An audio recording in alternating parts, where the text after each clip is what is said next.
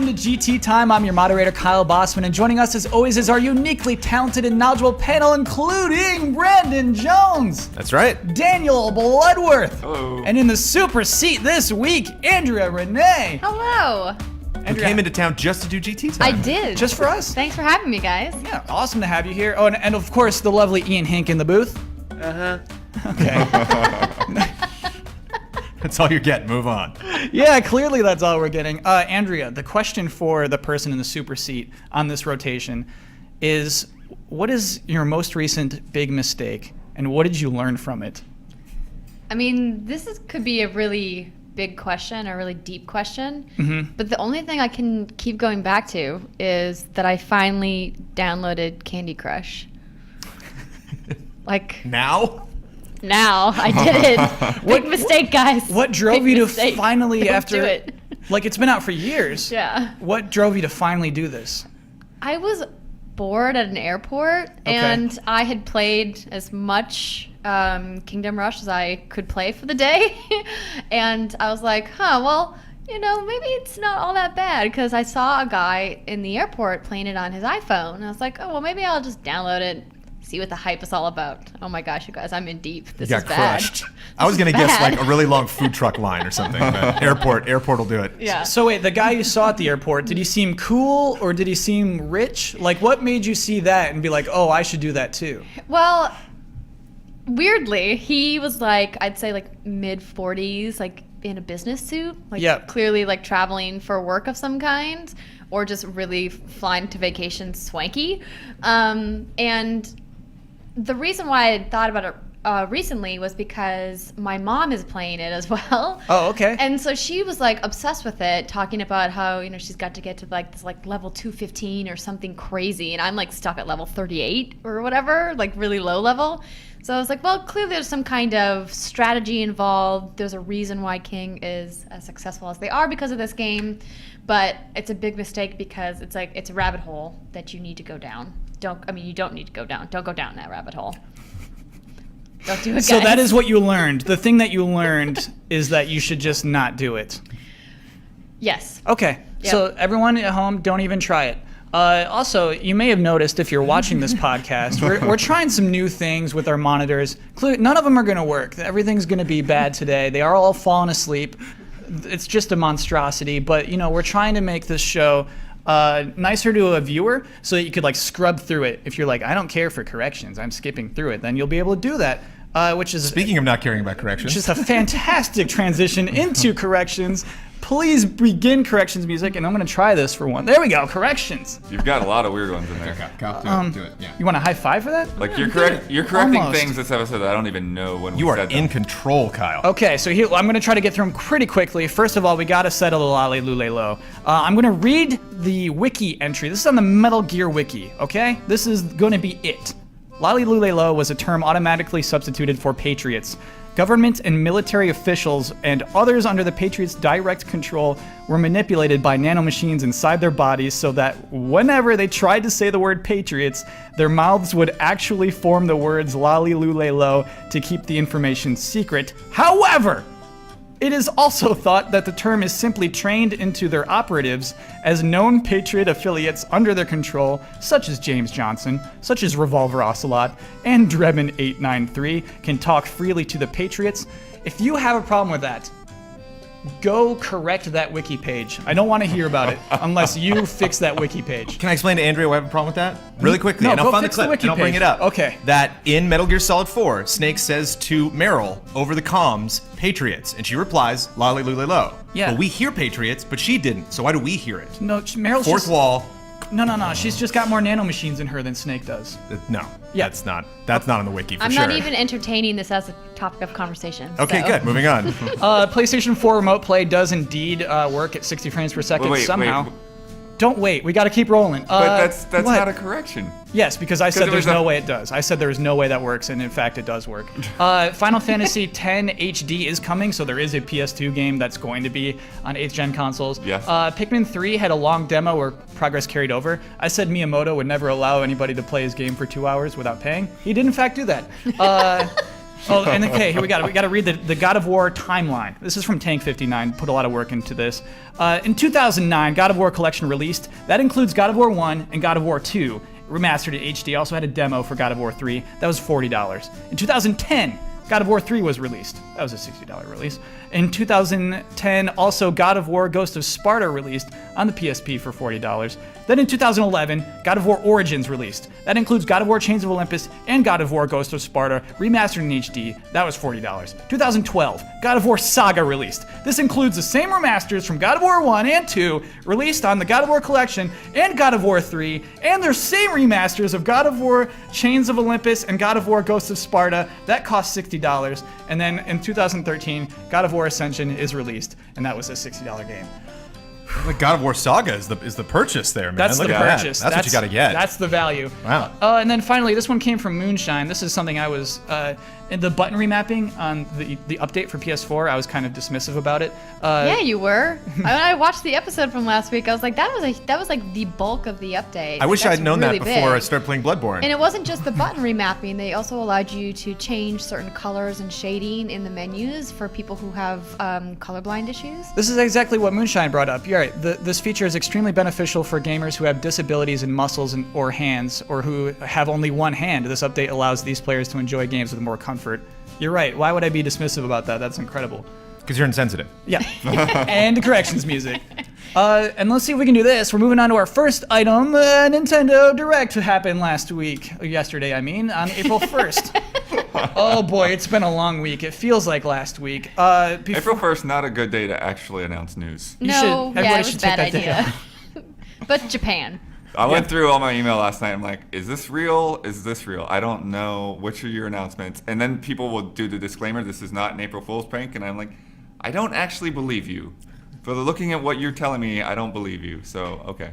Yeah, I mean, what a dumb day. What a dumb, stupid holiday. I love it though. Like, it's just a stupid day of the year that everyone's a weird weirdo. I'm like a little okay with it.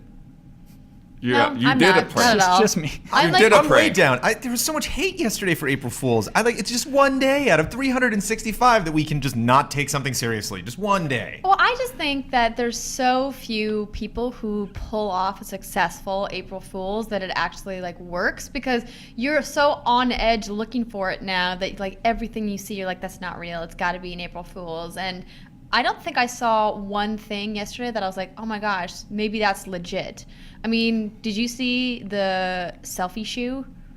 That was No. like the closest thing to potentially being as dumb as a real thing could be.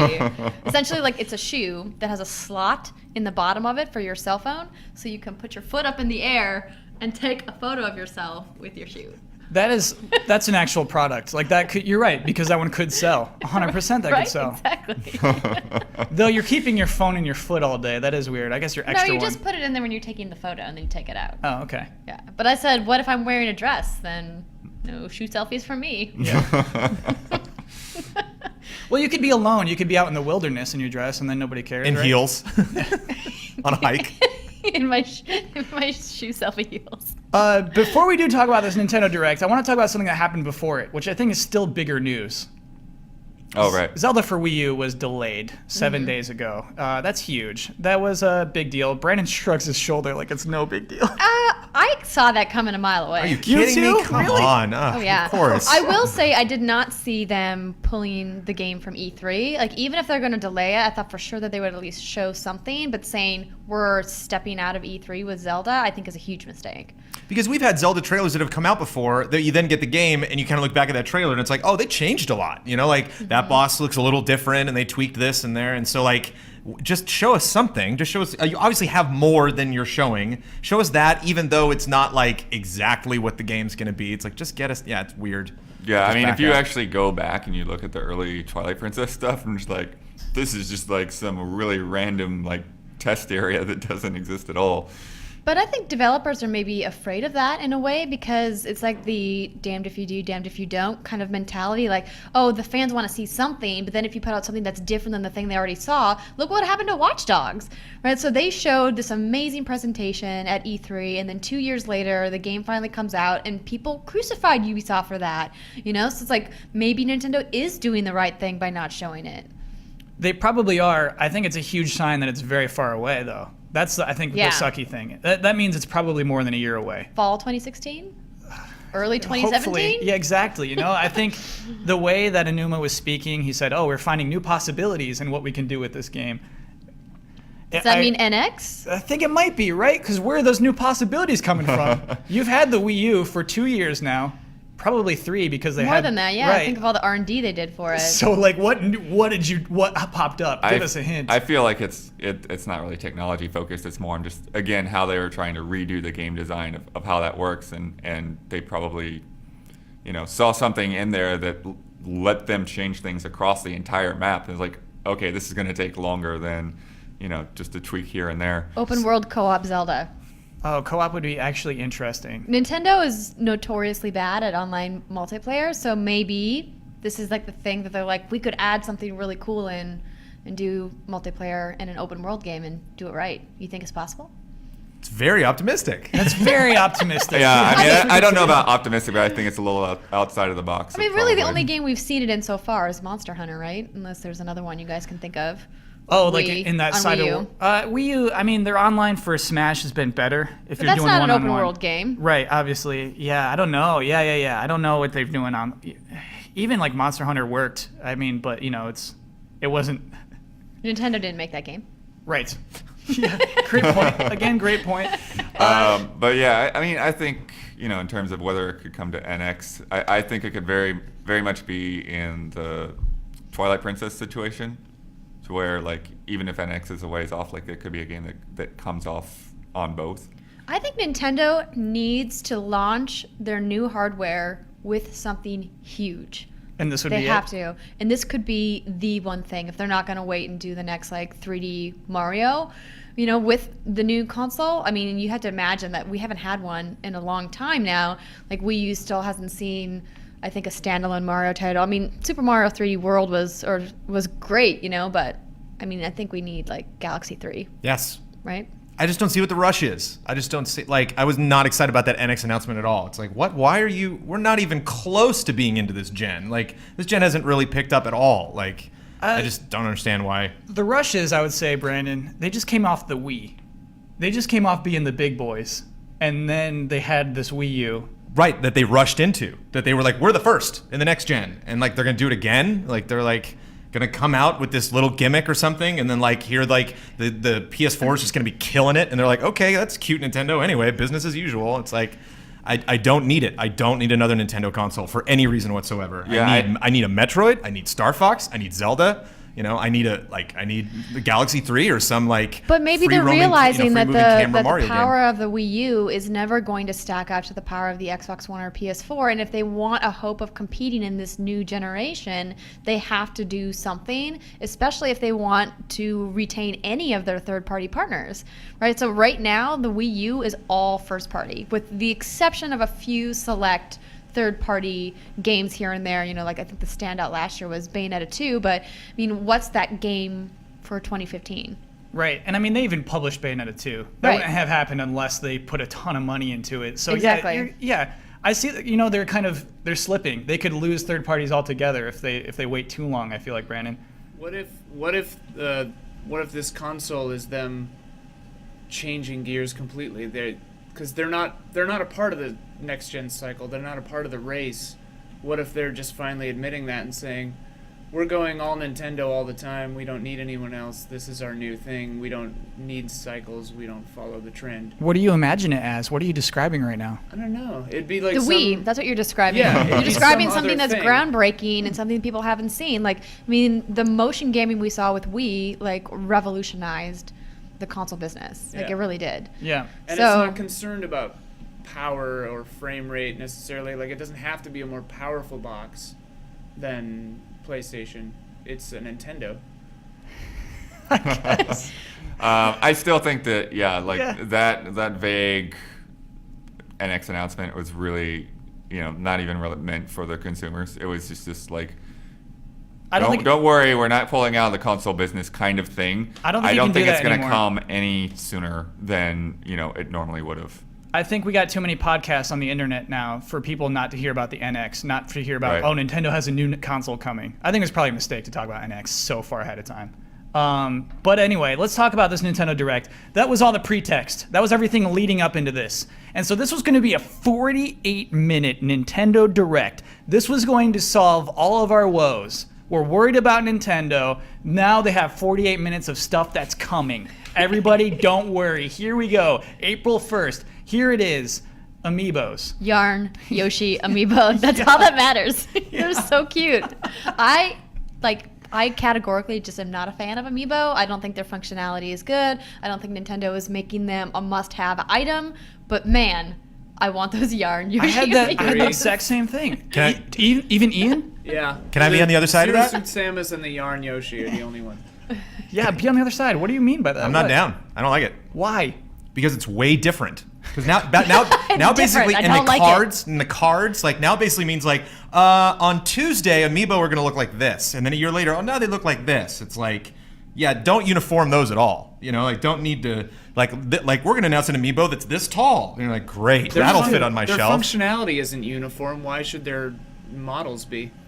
because it's a line of figures. Right, That but should they don't. all- They already don't work right. So Well, working right and looking right, I just imagine like having a row of Amiibo on the shelf and then getting this weird yarn one and putting it up and it like falls over and you're like, no, and it's all like plushy and like after like a year, like the yarn starts to like fall apart and it's just like, you know. But I mean, are you going to be using the Amiibo functionally after a year? That's the question. I don't think you're going to be using Amiibo Right? at all. Yeah, so. I mean, but this that is my doesn't- problem yeah. with Amiibo overall, right? Yeah. Like, I mean, they also announced that there's Amiibo coming for Splatoon, which I think is kind of cool. Yep. And they announced a bunch of other Amiibo stuff, but like at the end of the day, until you make the Amiibo necessary for gameplay in a way that, you know, you can't play this game without Amiibo, which they still haven't done really, then what's the point of Amiibo? Well, I think the thing is what we're seeing is that the game functionality is just a perk, and everybody will eat these things up just because they are. Collectors. To cover third-party Figures, losses. yeah. There you go. They are the new Beanie Baby. Yeah. Yeah, I mean, especially with these. We should describe them, these yarn Yoshis. It looks like the character. It looks like the character of Yoshi's Woolly World. He looks like he's made of yarn. It's a plushy Amiibo. Yeah, and he's just got a little sewn-in Amiibo chip in his butt. And you just plop your little Beanie Baby Yeah. onto your Wii U Well, gamepad. the cards for Animal Crossing though, Yeah. that actually goes back. Do you remember the original Animal Crossing for GameCube did the same thing? You bought the collectible card packs for the e-reader, and there was all these little extra things that you could unlock just with the cards. This is extremely different because this is the entire game. These cards. These Amiibo cards. Well, you mean the characters? I think that the game probably works without a card of some kind. I think that, well, the way the game was described, it's called Animal Crossing. Happy home designer. Thank you very much, Brandon. How do you retain that? How do you, who doesn't care about this at all? Because we talked about this on GT Live yesterday, and we couldn't come up with a name, and so Yeah. I knew it was home designer, and then you Yeah. came up with the happy. So I'm Happy like, all home right, designer. boom, it's in there. So what this game is you've stripped all of the game out of Animal Crossing, and it is now just moving around furniture inside of a home. The You're, cards, you're exhilarating. locked Yeah. inside of the house. The houses are prisons. Yeah. You just warp between them. well, the way you get a house is you scan your little Amiibo card. Yeah. And then that person's like, I want this in my house. And then you're like, okay, I'll just put this in here. Do you like it? And they're like, yes. And then you scan another card to get another person to walk into the house. I just like the voice you were using. He used it yesterday. Don't be too excited. He prepped that one. That's my particular Animal Crossing He voice. looked at himself in the mirror this morning and practiced. Like, that wasn't off the cuff, okay? Let's not pretend for a second. Don't give Kyle any credit. Yeah, I mean it's the thing. It's like I'm familiar with the card functionality. I'm not Yeah. at all excited about the game. And you and I love Animal Crossing, man. Yeah. Yeah. And no. It's like Animal Crossing is going too much towards The Sims, you think? Yes. Well, it just doesn't even feel like it doesn't feel like a game to me. It feels like an app.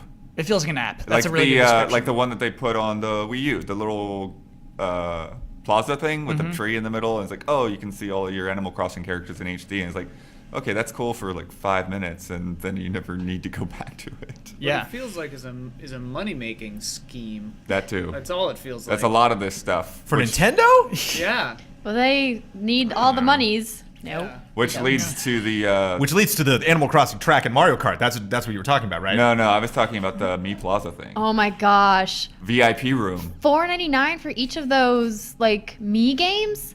See, I love Is the it Mii supposed to be a games. deal that you get both of them for $7.99? Yeah, it's still, you're right, very expensive if you compare them to mobile apps. Yeah. Absolutely. But the VIP room is not even a game. This is what this is, everybody. This is a special room that you could put special friends in. You can pick up to 100 special friends and you put them in your VIP room, and then you always know where those are. Speaking of airports, never it's like the lose them. special clubs at an airport. You know, Yeah, it's like right. gotta. This is a file folder. And what is it? $5 for a file folder on your 3DS. I didn't even think about it that way, but that's exactly what it is. Yeah, and it's called like premium. It's oh my gosh, it is absurd. It also allows you to track birthdays for every single Mii Yeah, that you you run know into. what? Google Facebook- Calendar does that too. Yeah. Facebook has made birthdays meaningless for everyone. There's just like this annoying notification on your phone. It's like, how do I turn this off? Imagine if Facebook asked for $5 to keep track of birthdays. That is what this is. Give it time. Give it time. It's coming. It's coming. I want to wrap up Amiibo though by talking about if you think it's smart, if you think Nintendo should double down on Amiibo, or if you think it's gotten a little absurd. I think it's gotten absurd, and I think they should double down. They're Okay, both. sure. I mean, It's ridiculous. Yeah, I- they're clearly successful. I own right? a lot of Skylanders. I own a lot. I own every single Infinity figure, except for the crystal ones, and I don't own any Amiibo. And I'm so excited that I don't. I'm so happy that I'm not in that because it just to me it's Skylanders and Disney exists in a realm of, to me, of creativity and marketing. I can appreciate it for both things. It's like, ooh, I see what you did there to create demand. Good call, Activision and Disney. And oh, isn't this great? Isn't it fun that it actually like it lives in this world? And I see the creativity that went into that. I look at Amiibo and see marketing. I see nothing creative about it at all. It is literally just pure marketing. Yeah, it's like Andrea said. It needs to be a game that requires them, not just a game where they're additional or they're even holding things back, like in Splatoon. There's like things that you can't get unless you have the Amiibo, which is absurd to me. Blood, you like Amiibo? You like what Nintendo's up to right now? I mean, give and take. As I've said before, that like their select amiibo that I'm looking forward to. I'm looking forward to the Yoshi one and the Ganondorf and Olimar. Wait, why? I'm gonna ask why I just you looking like forward those to things. Olimar. Like that's the thing. Like again, the whatever functionality is a perk. Like the Captain Toad thing I tried out the other weekend, and like this is just annoying to like have to tap Toad on every single chapter page to then go into the level again and just find Toad and tap on the screen. Yeah, I mean, definitely an afterthought in that case. But I think that some of those figures, I like the look of them and the build of them, and that's about I think what most people are going for. What I think is kind of dumb, like again, they spent all this time showing, here's Ganondorf and Olimar and stuff, and then I look in September. Why do I need to know about a figure that's coming out in September, 6 months from now? Pre-order. Amiibo hype pin. You can pre-order Amiibo. That's the problem. Is Yep. you can't get things unless you're pre-ordering them, or you're going to Best Buy. It's like I just want it without a hassle. You can't have that. You can't I have also, that. I also love the shout out. I love Trennan, being like, oh, and we're gonna have more Martha Amiibo, so get out there and go get them. Your Like, it was like a second dare. chance. He did. It's like He said, "Don't miss out on good your luck." second chance." Exactly. Andrea, do you like Amiibo? I said at the beginning of this that I don't like Amiibo. Right. I am a die-hard Nintendo fan. Like Super Mario Brothers was my thing forever. Like it was the game I started playing games on. I still play all of the Mario games. When they first announced Amiibo, like I looked at that Peach Amiibo, I was like, I need to have it. But then I was like, no, I don't, because first off, the designs aren't that great.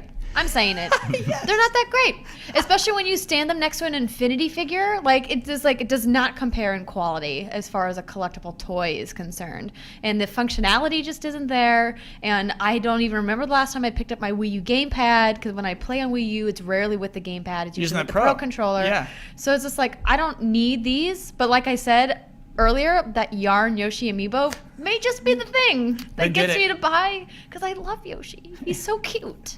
They cracked They're us. so adorable. They are real. Then they're like. So I might have to get one or all three colors. I don't know. It is I interesting. don't know why they don't have 20 colors, man. Only 3. You stopped at 3? Again, I was like, wow, way to hold back, Nintendo.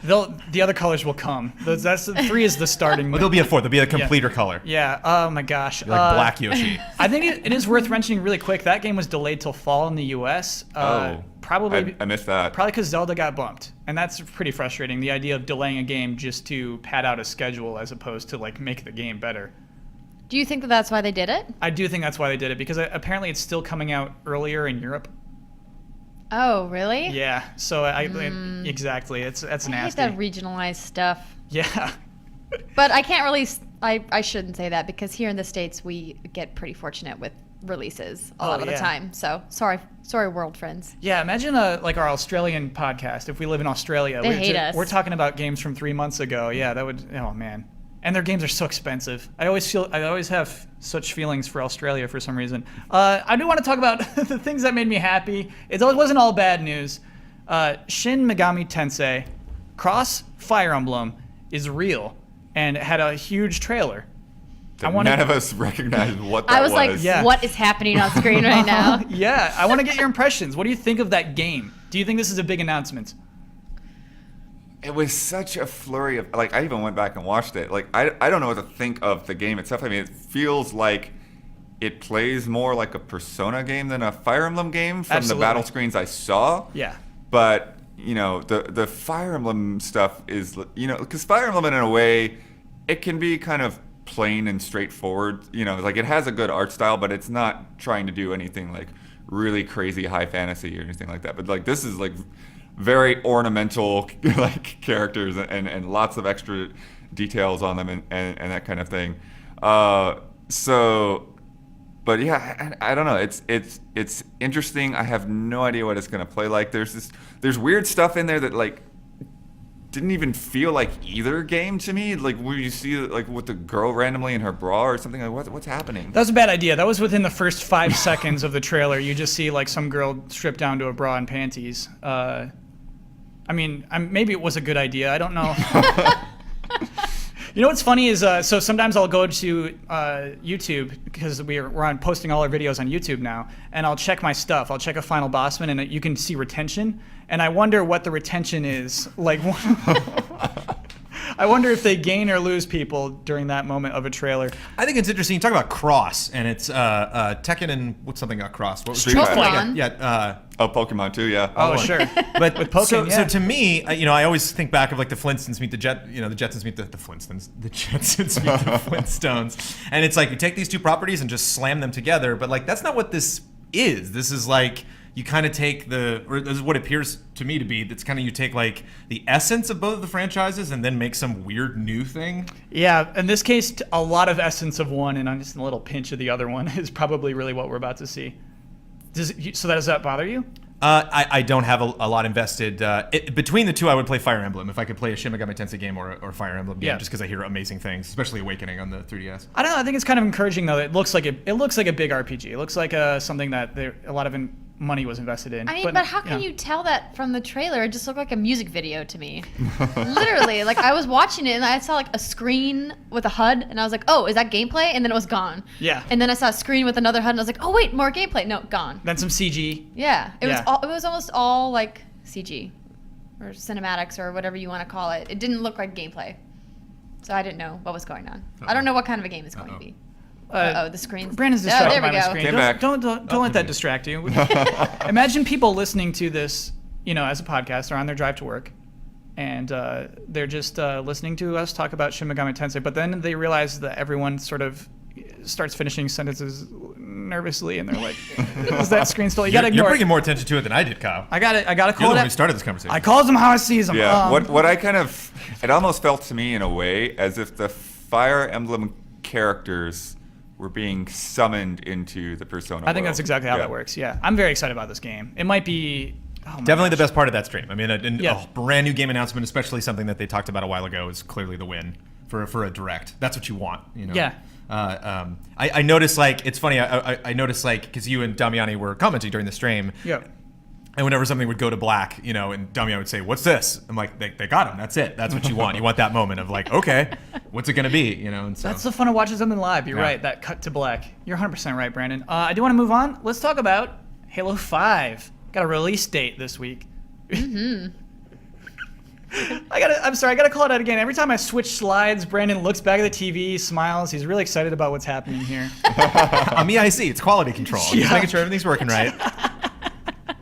You're doing the telltale, I'm switching to a next slide voice pause, too. You're going, let's talk about Halo 5. You're right. All right. So let me try that again, just for listeners. Ian, can we add a sound effect, like a little ding, like, and now, boing, Halo 5. I never want listeners to feel like they're left out.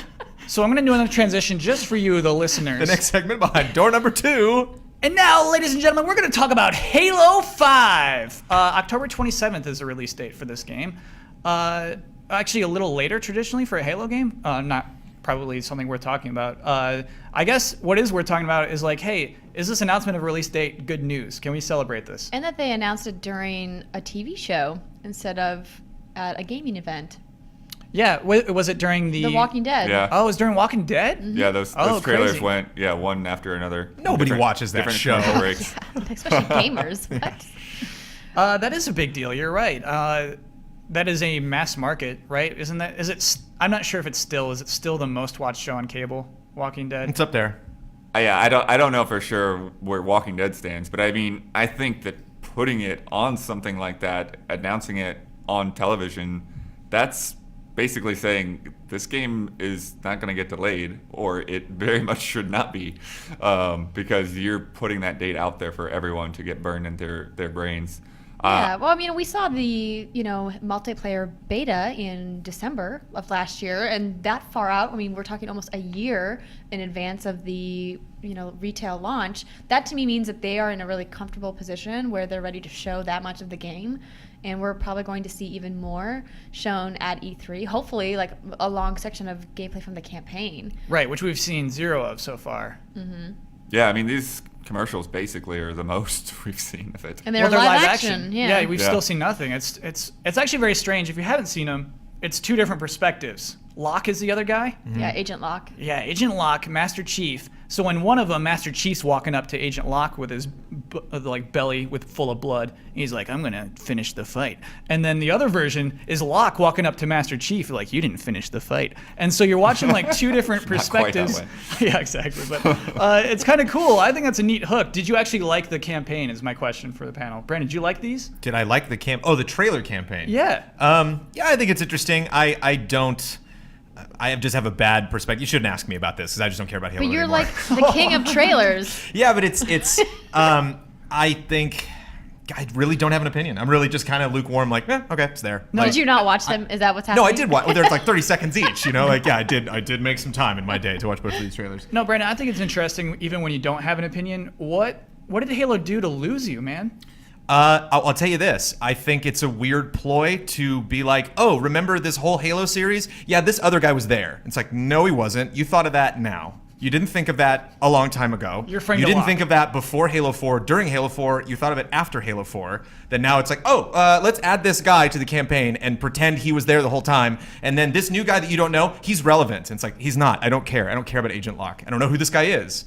And they're like, oh, here's some more spots. Who is he? And it's like, I don't know. You haven't told me. So I don't So care you about must this guy. be upset about the rumors that the majority of gameplay in the campaign is supposed to be from Agent Locke's perspective, not from Master Chief. Considering it's a first-person shooter, I don't care in the slightest. Because it's like, it's not. You're not looking at him. Well, so then why do you have so much hate for Agent Locke if I don't you have don't care? hate for him. I don't care. Well, you clearly And so care. You're I- upset. You're visibly upset. I question Microsoft's initiative to create these things and attempt to create an interest around this character that they have yet to explain.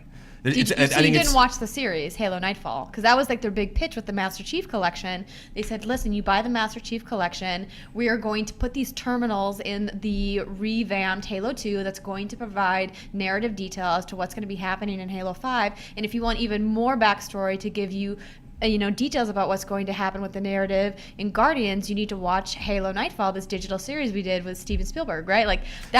That was the whole pitch for the Master Chief Collection. So clearly you just skipped it all. Didn't work. I also haven't played Halo 4. The series just kind of fell You off for didn't me. play Halo 4? It just kind of fell off for me. I don't. It was so good. Halo 1 through 3 were really good and wrapped up and were great. And then when they're like, oh, now here we go and we're continuing more, it's like, I don't get the vibe that you're continuing this because, gosh darn it, we just got to tell this story. It's like, no, It's your biggest thing that Xbox has. You have to continue this. I'm just gonna 343 disagree has with to you. do something. I thought 343 did a fantastic job taking the reins over from Bungie, and I'm really looking forward to seeing what they do with Guardians. You know what's kind of sucky about Nightfall and even like Powers is these are things I feel like I should be obligated to at least watch, check out. All it takes is one meh. If one person says MEH, I will not look at it. And same thing for both of those things. You know, I heard worse than meh about Nightfall. I don't Yeah. know because I'm meh on Bloodborne, and you all are playing that. That's right, I well, said it's too late. That's If right, you I had said said it. the meh a couple months ago, it might have had an impact. But now we're all beasts now. There's no turning back. I actually haven't met a human who's meh on Bloodborne. I've met people who are strongly opposed to it. Like no, Yeah, no, they're not for either me. like, this is great or this is the worst. Yeah, how are you mad on Bloodborne? I mean, I don't want to derail our conversation. We can talk about it. I love to derail. I really like to go on little side routes. Why am I We're meh gonna get on about this. it? Yeah. Okay. Oh, he's like not letting it go. Okay. He doesn't let anything go. I'm meh about it because there's nothing about the lore and the fantasy of that world that has grabbed me as a player. I feel like we could talk later. We could talk about the lore. There's some good stuff in there. Okay, you can Yeah. try Well, to. it's the same Yeah. Halo argument. Like I'm sure Halo 4 is an interesting story. Like I'm sure there's some cool stuff going on there. It's just from an outside perspective, someone who hasn't played Halo 4, just looking at advertising for Halo 5, not really grabbing me. Yeah, I mean, I think that's the thing for me with Halo. I think there's two weird things. Number one is, this giant rabbit hole of Halo lore like has never grabbed me. Like I have no interest in watching a Halo TV series or movie or anything like that. It's like, okay, I think like there's a couple of those characters like I like hearing them in my ear or whatever, and they resonate with me a little bit, but I don't want to find out all this expanded universe stuff. The other thing is it's just like it's weird to me how big the marketing is and how early it is. And it's almost like Microsoft saying like, "Hey guys, we still don't have anything before Halo, so look forward to Halo." I don't mind that at all. I think I wish there was a Zelda announcement and a huge Zelda trailer. Do you know what I mean? I think it's cool they're treating it like this. They're treating it like the Avengers, and it is their Avengers. I mean, it's their tent pole Right. first party exclusive. It's absolutely what they should be doing. And I've been a big critic of both Xbox and PlayStation for not having a tentpole AAA exclusive that gives gamers a reason to buy a next gen console, right? Like there still isn't a definite reason why you need to have an Xbox One or a PlayStation 4 right now. Well, I That mean, game does there's- not exist. there's I mean, Bloodborne. Bloodborne could arguably be the first game for Yeah. PlayStation to be like, you need a PlayStation to just play this game. But, I mean, Xbox doesn't have that yet. I mean, there's been some good games. Like, I really enjoyed Sunset Overdrive. I've really enjoyed Forza. But, like, let's be honest, those games weren't necessary right now. You can play those after you get your Xbox One, and they're still going to be just as good games. But they weren't like, oh, my God, you must play this now. And I think Halo 5 is that game for them. See, look, our little side route tied right back into Halo 5. It was absolutely worth it. I was directing this the whole time. I do want to move on to, you're the one who started this conversation. This week, really, oh my gosh, I'm so happy somebody called this out. This is from Sleepmaster 9000. In episode 4 of GT Time, around 14 minutes and 27 seconds, a side bet was made between Michael Damiani and Kyle Bossman that the Amazon Fire TV would still be relevant next year. This episode was posted on the 3rd of April 2014. By the time the next episode, it would be a year. And this person wants closure. And so I guess we have to decide now if the Fire TV is still relevant.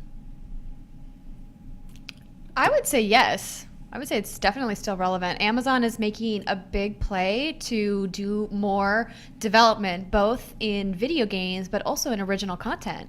And I think that they're just getting started in both of those. I got the chance to see some games that were being developed specifically by Amazon Game Studios at PAX East, and all of them looked really great to me. And we haven't really seen them do a whole lot on the content side, but look at how well their show did at the Golden Globes.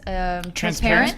It won a bunch of awards and really kind of put them on the map as a content creator, the way that Orange is the New Black put Netflix on the map as a content creator. So I think absolutely it's still relevant. It's only going to become more relevant as Amazon produces more stuff. Well, the tricky thing is, so I did like a Google News search. Most people are talking about like the stupid little, it's like a Chromecast. You know, the Amazon Fire TV now is just something you can like USB plug into your TV. Do we still count the game console as that? You know, like last year they announced their little box, the $99 box, and you know, it had a video game controller and it launched with a bunch of trailers for games that looked miserable. They looked like mobile games, and you know, we were expecting a games console, and so that's how I have to like. Were you expecting a games console for that price point? I mean, I was expecting Ouya, essentially. So, Andrea, what happened was I was buying into rumors Oh. leading You into shouldn't do this. that. I was looking at who they were hiring, and I was like, oh my gosh, Amazon's going to do it. They're going to make their own Xbox. And so I let the hype get into me. And so when it was announced, I was actually very disappointed. So how do you lose this bet again? I lose the bet if people aren't writing articles about the Amazon Fire TV. Okay, then no, they're not.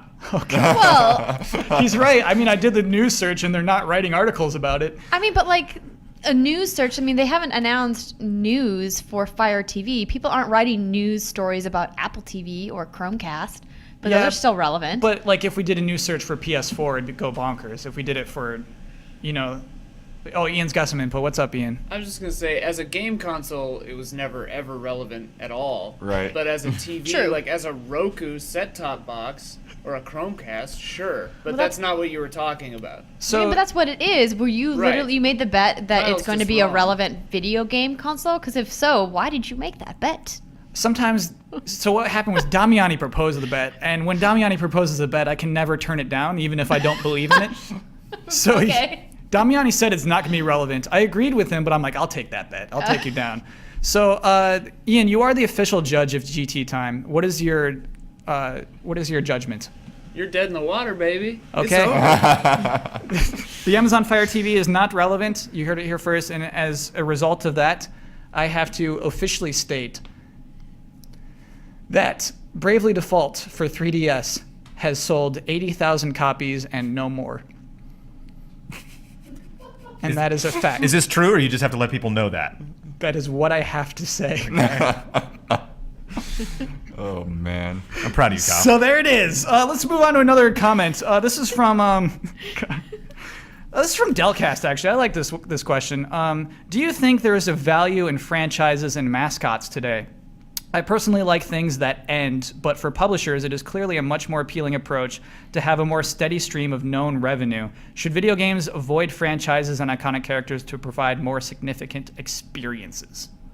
Well, I think we just kind of covered that with Halo, right?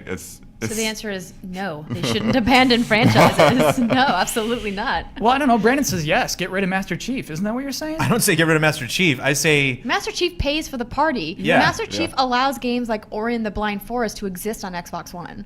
don't pretend the series is over when 3 happens. Don't have an ad that says finish the fight. You're done. What? No, that's a lie. That was a lie. Finish the fight was a lie. Their whole advertising campaign was a hoodwink. That's what I don't like. So- April Fools. You know, I don't like the whole idea of like, oh, it's over. Oh, no, it's back. Oh, no, it's over. And we're gonna go through the same thing again. was all a Halo dream. 6 is gonna happen. It's like, oh, it's all wrapped up. We're done. And then we get the Xbox fruitcake or whatever it's called, like whatever, you know, the next system. It's like not whatever going to be it's called. fruitcake. It is. It's gonna come in thing. It's gonna have raisins in it, and it's gonna be a whole thing. But they, you know, and then Halo 7. Oh, Halo 7. What a shock. You know, it's just that's what I don't like. So I have you a know? question then, actually. Do you think it should be more like Marvel movies? Should we know probably 3 years in advance what games are going to come out? Either that or don't pretend that you're not going to continue it. If we get an Uncharted 5, I'm going to be very disappointed. Uncharted 4 is called A Thief's End. You know, and they're really selling it. They're like, okay, we really love this franchise. We can't help but make an Uncharted for PS4 because, man, what a powerful console, and there's all these fun things we can do. But when we're done with this, we're moving on. We're going to do another franchise. That'll be Sully. And then later it's like, no, never mind, we're back. And it's like, I hate that. That really, that bugs me. Yeah, I Because then think- why am I excited? You know, like, I'm excited because you're ending it. So, I Like think Delcast said. you have to decide, what you're doing, right? Because, a Halo or something is like, obviously this is something they're going to keep doing and keep making constantly. Last of Us, I think you've told that story. It can stop there. Maybe you can tell another story in that world, but I think it would be really hard for it to be as impressive. Well, I think Naughty Dog is in a unique position compared to a lot of other developers who are potentially working on these tentpole franchises, and saying that they worked on, one of the most iconic franchises for the PlayStation family of consoles, Uncharted, and then proved, hey, we can put out a new IP that nobody's heard of, that this is a standalone thing, and it's going to be the most awarded game of the year. Like, more accolades than any other game the year that it came out, right? Yeah, Naughty Dog, by the way, also Crash Bandicoot and Jak and Daxter. Yeah. They're franchise makers, and then they're just like, okay, we're done with it. They'll ditch it. Because They're- they've proven that they have a track record that they can make successful games, Yeah. Like in these franchises. And that's why, Sony said, we trust you to do this project that has nothing to do with anything you've ever done before. But how many other developers can do that? Obviously, Bungie has been able to do that with Destiny because they had Halo as a track record. But so few developers are in that unique position where they've worked on a tentpole successful franchise long enough that they can take those risks. But there's always needs to be a mix, because without that success to lay the foundation of financial security for these publishers, then they can't take those risks, Yeah, you need both. Yeah, What was, what was the line you opened with? Master Chief pays for the parties? Yeah. Yeah. Master Chief pays for the party. Master Chief pays for the Yeah, parties. I think where the one that's kind of spiraled off and gotten it sort of wrong is Assassin's Creed, because it's like, okay, here you have this huge franchise, and you set it up with a story that felt like it was going to have an arc and a beginning and an end, and then at some point they're just like, we're just going to have to get rid of this because we don't know where it's going to go. I mean, the original story in Assassin's Creed is still a little crazy, right? You got space wizards and this present day Abstergo stuff. But I will say that they've made a continuous arc using the present day Abstergo as like the thread that ties it all together.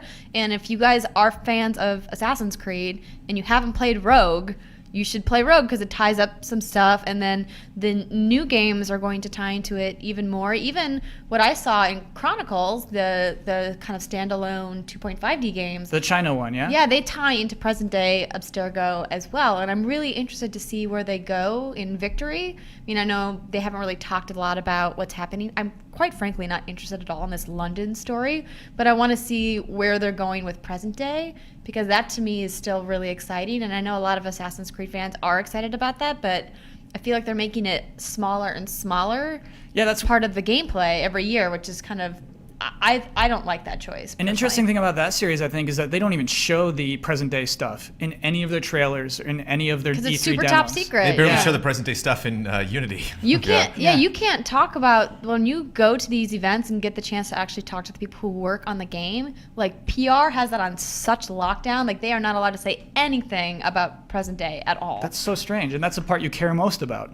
For me personally, I Yeah. know that I'm not, I don't represent all Assassin's Creed fans, obviously, but I mean, that's the stuff that's most exciting to me. I mean, there's every once in a while we'll get an assassin who has a particularly unique story that I find interesting, but not all of them do. They're not all, Ezio. Yeah. But yeah, that's why I think the thing's gone off, because it's, it's like the first few games, it's like, yeah, it was a cliffhanger and all of that, and it like really, you wanted to see what was going to happen next, and now it's just like, yeah, you walk around the office, you see that thing, remember that thing that was a big deal? Yeah, she's just kind of hanging out in a computer now. Before we move on, Ian, it sounded like you want to do a little side bet there. You say Sully's going to die in Uncharted 4? Oh yeah. Okay. The thief pretending is no. Sully, not Drake. Okay, so my theory is that Drake is simply retiring. I think he's gonna somebody's gonna chop off his legs or something. I think the thief's end is just Drake decides not to be a thief anymore. Because Sully dies. Are you willing to take that bet that Sully doesn't die? Sully's gonna be dead. Never played an Uncharted game. What? Okay, so Never? You've never played? I played the train part of 2, and then I was like, these controls are weird. so Oh, man. so Ian, if Sully dies, 1 month after the game comes out, I will write a eulogy for him on Twitter. So it'll be a 140 character eulogy for Sully. And I'll tweet it 1 month after the game comes out, so most people will say that's a spoiler and get really mad at I me. don't know, 1 month doesn't seem long enough. Yeah, that's the stakes. Okay, what do I have to do if he doesn't die? So then, God, He has to dress up like Nathan Drake for a GT10. Oh, that's cool. That's a So real. what, you I have just to. put on like some. No, like that's the That's not latest even a cosplay costume. ever. Normal, Come doesn't on, it? he wears like a shirt that's half tucked in I'm and horrible jeans. at everything that has to do with bets. Yeah. Coming up with I'm them, wearing winning his them. costume right now. No, you have to. No, he has to marathon You gotta stream, Uncharted yeah. on live stream. Full playthrough Friday, All of it. Uncharted. That's a long full playthrough. Let's make him do 2 hours of Or Uncharted I'll 4. just play them. 2 one hours? of them. That's nothing. You Okay. could force me to play Last of Us. That would be terrible. Yeah, it wouldn't be. You would have such a great time if you just gave it a chance. All I right. gave it 7 hours. That's a chance. Honestly, that is a chance. If you don't like something after 7 hours, you're probably not going to like it. So, Ian, you just tweet out that you really like Uncharted 4. You're not allowed to sound sarcastic. And included with that picture is you cosplaying as Nathan Drake. And you have to include at Naughty Dog at the end of Here's your the tweet. thing. I like the Uncharted games. They're just not my style of game that I want to play. Okay, I like so- the look and the feel and the story seems cool and the characters are funny. So your tweet says, "This is my style of game." Okay, we're going to lock Also, that in. Quick question Yeah. about Halo. Correct me if I'm wrong. Is Master Chief, still the same dude, right? Because Yes. Master Chief, to me, that's how you keep that mascot going without ruining story arcs. You don't It's kill It's him? a rank. No, you kill him. It's a rank. You Oh, and then so give the Locke rank of becomes the Like new Thor. Master Chief. You never see Yeah. his face. It's just a dude in a mask. Give some lady the rank of Master Chief. Like and Thor, keep yeah, the story exactly, going. yeah. Okay. They did that in Dead or Alive one time, right? Yeah, there was a Lady Spartan. Why do you laugh? It worked out really well. It was cool. It was just weird because it basically looked exactly like Master Chief, but it was. Oh no, it's not Master Chief. It's this. Well, she was blue. She also had sticky grenades. Man, that was a cool character. And what was Oh, really yeah. funny is Bungie cared a lot about it, so they gave her lots of lore and reason to be in the Dead or Alive universe. That was so silly. Loved it. Let's talk about bets. Last week's bet. Switch the thing. I'm trying. There it is. Okay. Time for bets. Technology. If we just had like an intern, there would be none of these issues. So please don't ask us to be an intern though, because oh my gosh. So let's talk about our bet this week. Dark Souls 2: Scholar of the First Sin releases on Tuesday. I'm going to go to Amazon.com before next week's show, and I'm going to click on best sellers in Xbox One games, consoles, and accessories. Where will Dark Souls 2: Scholar of the First Sin be? Now, we're doing something a little different this week. I actually felt guilty about owning Bloodworth last week. So now what we've done is we've all written down our bets before the show began, and now we're going to reveal them in a dramatic fashion. So, Bloodworth, it is your turn to reveal your bet in a dramatic fashion. Dramatic. I don't Yeah. know about how dramatic I can get. Here we go. Well, you got to say it out loud for our listeners. Think about our Oh, yeah. listeners. Okay. Well, I'm betting 17th place. Okay, 17th place. That's as high. Probably as high as it'll go. Okay. There you go. Brandon Jones, where do you think Dark Souls 2: Scholar of the First Sin will place? 33 is a lucky number that I think before, but I crossed it out because I actually went to Amazon and looked and was like, whoa, I don't think. So now I'm going to ask you to think of the viewers. I'm, okay. I'm going 55. Oh, I see you changed I it. changed it Wow. before, but I did before the show, so it still counts. 55. No, I'm sorry. What made you change it? What was like? What, 30. I think 33 is too high. so you were panicking on 33. Yeah, as I do with every bet ever. All right. Well, if you think 33 is too high, you're going to think my bet is crazy because I bet Whoa. the number 8. Oh, wow. Whoa. I think it's going to sell very well. My theory is that I think that Bloodborne fever is catching on. So even on Xbox One, everybody's caring about Souls right now. It's in the zeitgeist. It's huge. Everyone cares about it. I don't know. I think it's going to be big. Even my more theory. than the Easter Skylanders trap. Even more exactly. Blood did his research is what that means. But Yeah, there's Skylanders stuff in the top 20 for Xbox One. yeah, top sellers are weird on Amazon. Andrea, what's your bet? I also, like Brandon, regretted my choice, so I crossed out my original choice, which was 28, and I changed it to 36. Okay. So I put it a little bit farther down because I noted when I looked, because I looked last night as well when she told me what we were betting on. I was like, what is Yeah. on the Xbox One bestsellers right now? Number 1, ladies and gentlemen, an HDMI cable. Yes. So... Dark Souls won't be number 1. It will be Souls, there's Souls talk right now, but not as much as HDMI talk. Let me tell you. And I noted that the Those only cables are hot, game right? from Right? HDMI cables, am I right, buddy? Yeah, Hey, 6 of them a couple weeks they're ago. important for your Xbox One. Yeah. The only game from 2015 that is in the top 20 is Battlefield Hardline. The rest are Call of Duty games and Skylanders toys. So. I believe in Dark Souls. It'll And get there. GTA. Let me lock in those bets. Oh yes, GTA for Xbox One. Yeah, sorry. There we go. I had to make them official. No more changing. Everybody's locked in. I really like, actually, so I love the drama that this created. I'm going to keep doing this where everyone writes them down ahead of time. That's fun. So let's talk about last week's bet. So we were talking about Forza Horizon 2 presents Fast and Furious, which released Friday last week. Which I lost immediately. Well, here's the thing. I love recording a GT time, going to bed, like literally coming home and I'm just like, take care of everything, brush my teeth, and just like get all nestled in bed and just like, I'm gonna check my phone one last time. Somebody's like, you lost. I'm like, great. Brandon, I'm going to ask to prevent any more input because this one we need our judge Ian to come in again. Oh, okay. Here's the thing. The bet was phrased, what will the download size be? However, I was not aware at the time that this is also on Xbox 360. And so we have two different download sizes. Retro. On Xbox One, it is 15 gigs. And on Xbox 360, it is 2.2 gigs. Oh my gosh. So Ian, this is your choice. Which one do we go with? Do we go with an average? Do we just give a point to everyone but me for not phrasing the bet well? Or do we pick one or the other? Can I hear what everyone No. That's why I says asked Brandon not first? to say anything more. I mean, I think in our hearts and minds we were thinking of the Xbox One version, yeah. Mm-hmm. So I think we just use that one. Okay. Or you could subtract. You could do something weird where you like subtract 2, so it's 13. But that's dumb. Just do the Xbox One then. Okay, Judge Ian has issued his deliberation. We're going to go with the 15 gigs of the Xbox One version. And so that means, let me reveal what everybody's bets were. I should have done that. Well, I can't do that ahead of time because of Judge Ian. So anyway, last week's bets, Blood bet 10.4.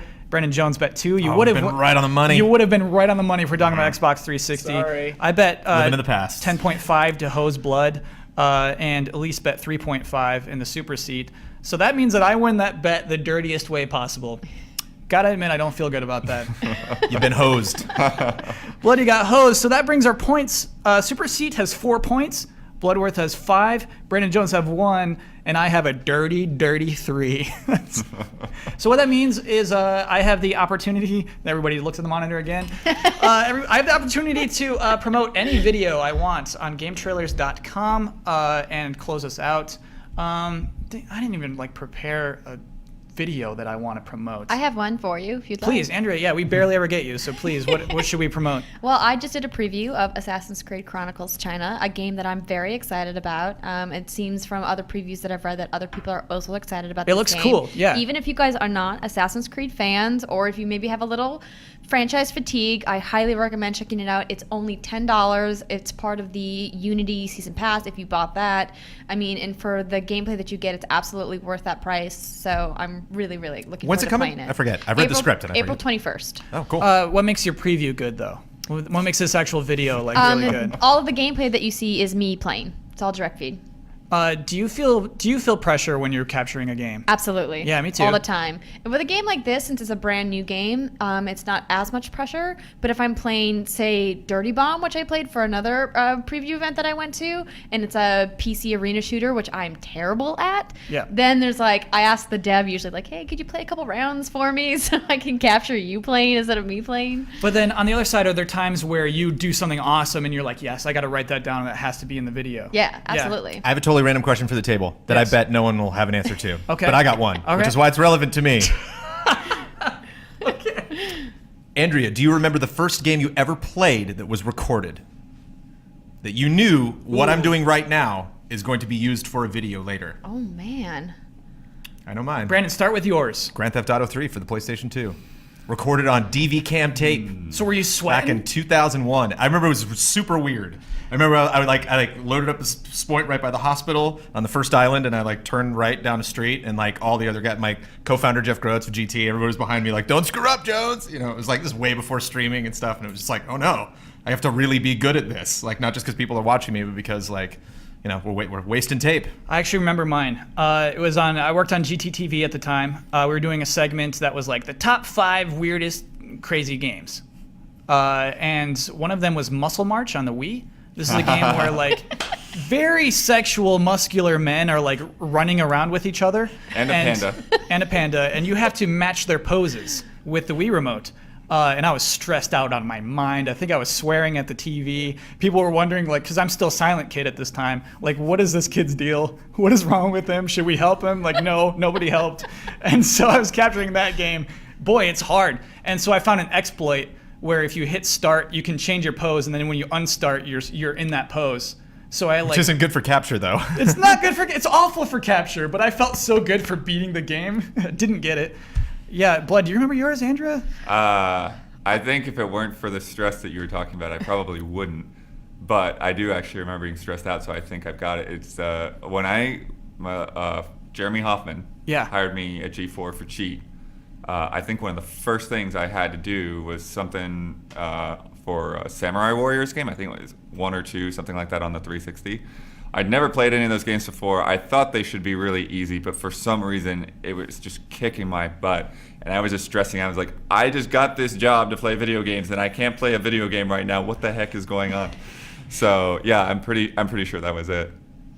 I don't have that same kind of experience that you guys do, because most of my experience playing games at events, I would come back and give preview code to one of my colleagues, namely Sohinki or Lasercorn. Sometimes we'd let Jovenshire do some capture, because we all used to work together previously at Mahalo Video Games and then at Clever Games, and now they, of course, are at Smosh Games. So I luckily didn't have to do much. I remember distinctly the first time I did capture that was going to be used was at the Call of Duty Ghosts multiplayer reveal event, which was, I think, in 2013? Oh man, you have to be so pro to do that capture. Oh my gosh, I got Yeah. crucified in the Yeah, comments, right? Because I'm nothing like a pro Call of Duty player. I was just doing it for fun, right? This is the first time they're showing it. It's brand new, but I'm sitting next to guys like T. Martin who's just crushing it. And I'm like, oh man, I feel like such a jerk face. No Mahalo shout out, Ian?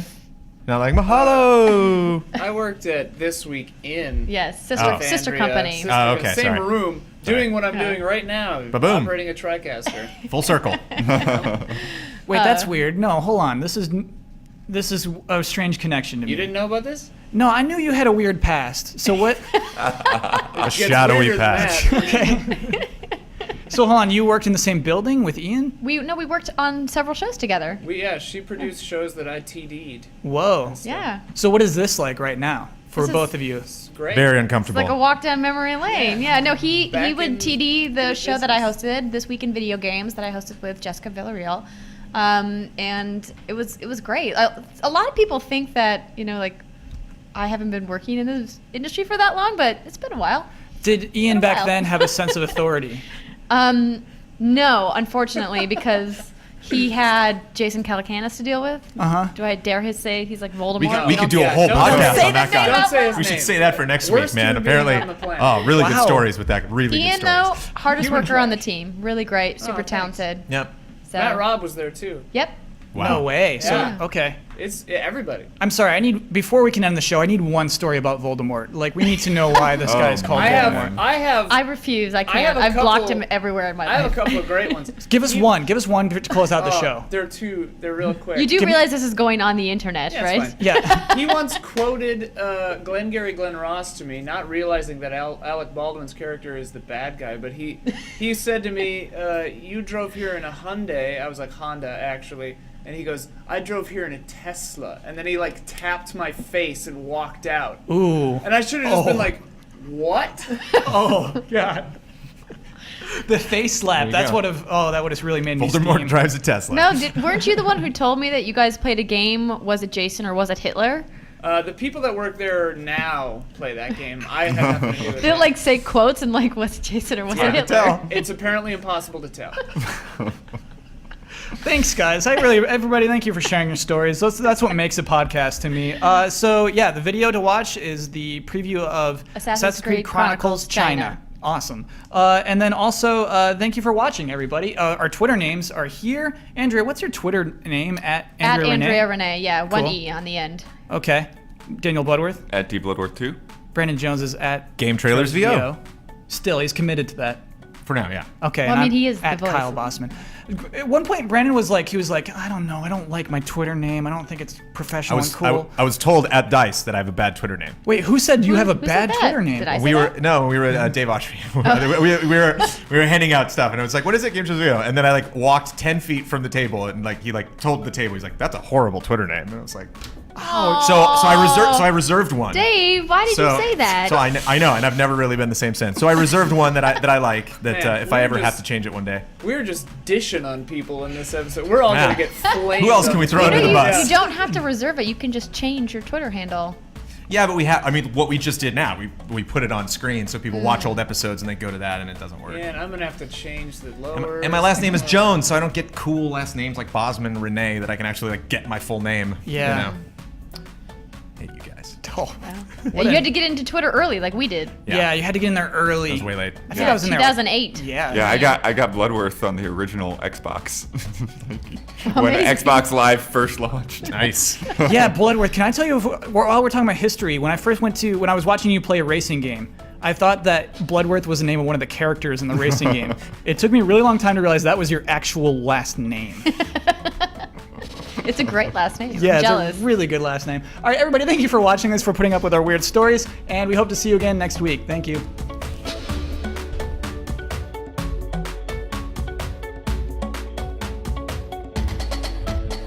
I love.